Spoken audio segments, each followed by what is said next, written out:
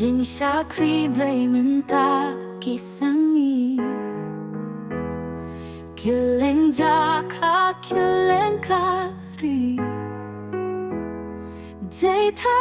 ki sngi ba kyrpang Shao Blei baro ni tu sha jang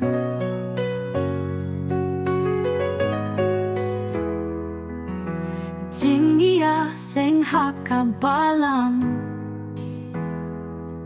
Ki briu ban le te kyrpang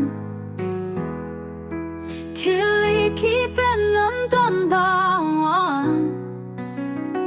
Am day kum ha kisni ba kyrpang Abalay ka jia kum me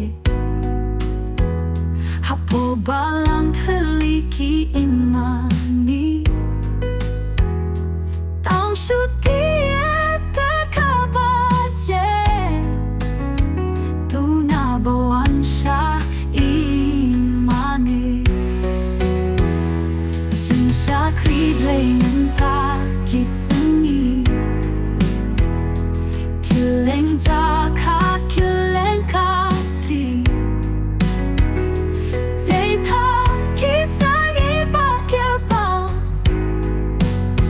Shao Blei baro ni tu sha jang Blei kone Tang shu poi ki sngi kyrpang Nia kwa hu ban ya le di lang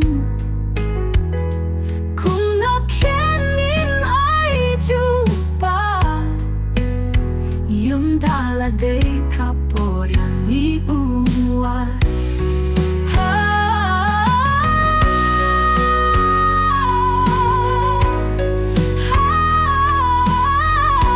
Blei kone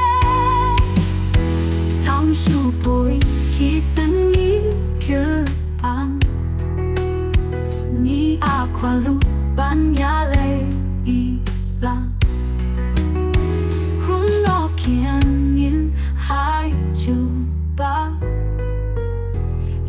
Dala day kaporya ni uwa Jing sha